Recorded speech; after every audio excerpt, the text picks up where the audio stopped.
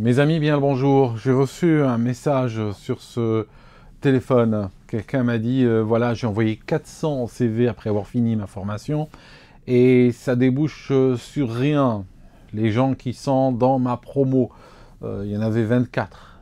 Il m'a dit, certains ont trouvé du travail, mais c'était basé soit sur des quotas, soit sur des connaissances. Ça veut dire des gens qui étaient à l'intérieur et qui les ont ramenés dedans. Mais moi, je suis perdu.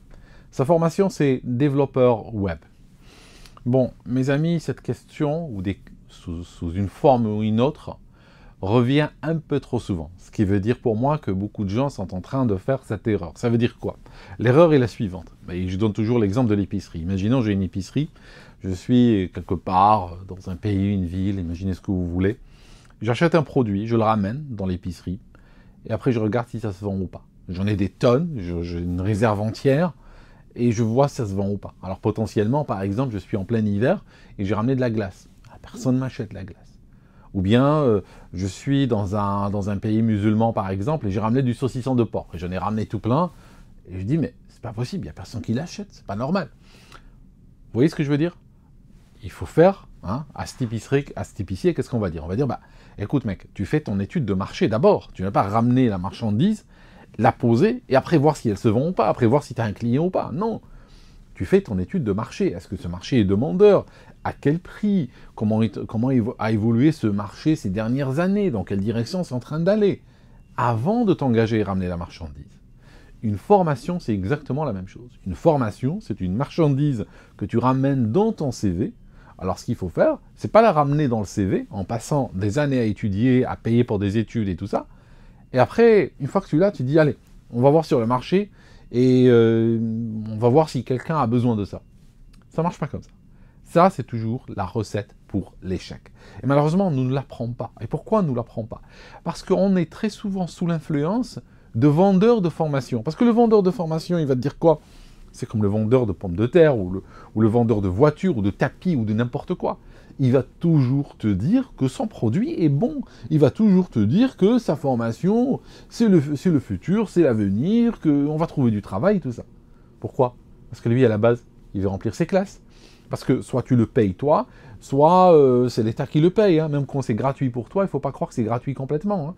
Même quand il veut juste que tu t'inscrives, tu viens t'installer, il faut savoir que ton inscription va te débloquer quelque part de subventions. Donc lui, il veut remplir les classes avant tout. Et il est prêt à raconter n'importe quoi. Donc c'est à toi de veiller à tes intérêts. Maintenant, développement web, pour être parfaitement honnête avec toi, c'est une niche. C'est un métier qui est, je dirais, qui est mort de sa belle mort, en réalité. Il y a très peu de demandes dedans. Pourquoi? Premièrement, quand on étudie quelque chose, quand on veut faire un métier, aujourd'hui, il faut réfléchir à, je vais inventer un mot peut-être un petit peu bizarre, la délocalisabilité. La délocalisabilité du métier en question. Or, le développement web, on peut très facilement le délocaliser. Ça veut dire, il y a aujourd'hui des agences situées au Laos, au Pakistan, en Inde, tout ça, auxquelles on peut très facilement déléguer le développement web. Et le faire pour beaucoup moins cher. Deuxièmement, il y a encore autre chose. Oui, l'Internet est en train de grandir. Oui, tous les jours, il y a des millions de pages qui arrivent, des millions de vidéos, des millions de contenus. Oui, ça c'est vrai. Mais ça ne veut pas dire que c'est des développeurs web, que c'est des armées de développeurs web qui sont en train de nous ramener ça. Non, ça a changé. Anciennement, moi j'ai participé avec une petite équipe, il y a une boîte qui voulait fabriquer un site de e-commerce.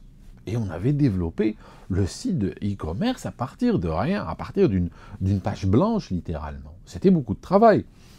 Aujourd'hui, les gens ils vont s'abonner à un service de type Shopify, puis ils ont accès à tout. Voilà, Shopify, ils payent leur abonnement, 5 minutes après, ils sont en train d'uploader leurs produits. Voilà, c'est fini, ils vont pas payer.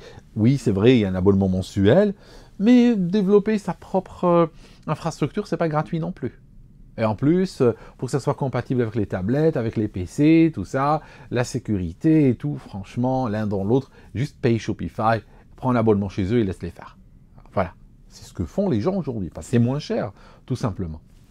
Autre exemple, j'avais aidé une compagnie à développer une sorte de portail de formation. Ils vendaient des formations Et puis, dans ce portail, voilà, ils distribuaient des PDF, des PowerPoint, des vidéos, tout ça. C'était un cauchemar à développer. Ça a coûté très cher. Et il faut savoir que très souvent, le développement web ou applicatif ou autre, ils sont très connus pour dépasser leur budget et dépasser leur délai. C'est pas possible. Le projet au départ, je ne crois pas que de ma vie, j'en serais souvenu, les seuls projets qui avaient fini avant leur délai, c'est des projets qui avaient été annulés au milieu. Hein. Mais les projets qui vont jusqu'au bout, en général, tu peux être sûr qu'ils vont tout éclater. Budget et délai. Donc, là, aujourd'hui, les gens, ils vont sur Coursera ou équivalent, ils payent un abonnement, ils uploadent, terminé. Ils peuvent payer l'abonnement, à 9h du matin et à 9h30, ils sont déjà en train de créer leur premier module. Simple. Tu vois ce que je veux dire? J'ai gagné beaucoup d'argent à une époque en développant des plateformes de traitement vidéo, de diffusion de vidéos. C'était le truc le plus cauchemardesque que j'ai fait en IT dans ma vie. Parce que, déjà en sécurité, je ne te parle pas, c'est très compliqué à sécuriser. Deuxièmement, il faut la vidéo qui est uploadée, il faut la convertir en un tas de formats.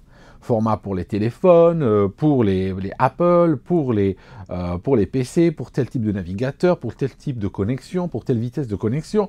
C'est une catastrophe. Et en plus, les formats arrivent tout le temps. Je veux dire, quand tu as fini de développer, tu dis ouf, tranquille. Là, il y a quelqu'un qui va dire ouais, mais t'as vu, t'as entendu parler de tel codec, de tel format, c'est en train d'arriver, là, il va falloir nous le rajouter. Allez, vas-y encore. Ça coûte cher à entretenir, ça coûte cher à fabriquer et tout ça. Aujourd'hui, les entreprises uploadent sur YouTube. Tu vois ce que je veux dire? Oui, le contenu web est en train d'augmenter. Donc ça, c'est vrai, quand ils te montrent des graphiques avec du contenu web qui augmente, oui, c'est vrai. Mais ça ne veut pas dire qu'il y a des armées de développeurs web qui sont recrutés derrière.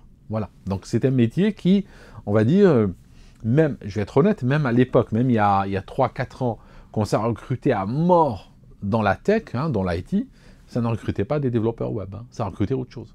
Donc si on est dans les métiers traditionnels, qui d'ailleurs sont affectés aujourd'hui, aujourd'hui même des gens, même des ingénieurs réseau, ingénieurs database, ingénieurs cloud, admin système, tout ça, même ces gens sont très affectés. Plein de compagnies ont viré des milliers et des milliers de gens qui sont sur le marché en train de chercher du travail, qui eux vont rentrer en compétition avec ceux qui viennent d'être formés. Et ceux qui viennent d'être formés ont moins de chance face à des gars qui ont plus de bouteilles, plus d'expérience. Donc tu vois ce que je veux dire? C'est pas évident la tech aujourd'hui. D'ailleurs, aujourd'hui, ceux qui sont dans la tech, ceux qui font de l'informatique, ben, ils peuvent y rester. Moi, je n'ai rien à leur dire. Restez-y, gardez votre travail, évitez de fragiliser votre situation en changeant et tout ça. Restez là où vous êtes, à moins que votre entreprise soit en train de s'effondrer, c'est autre chose. Mais ceux qui sont en dehors de l'informatique aujourd'hui, je vous déconseille d'y aller. N'allez pas faire des formations informatiques maintenant. C'est le mauvais moment. Là, le secteur va très mal et ça semble être relativement durable. Donc faites très attention à ça. Voilà mes amis, merci d'avoir écouté cette vidéo jusqu'ici. Et n'hésitez pas à m'envoyer vos questions sur ce WhatsApp. À très bientôt.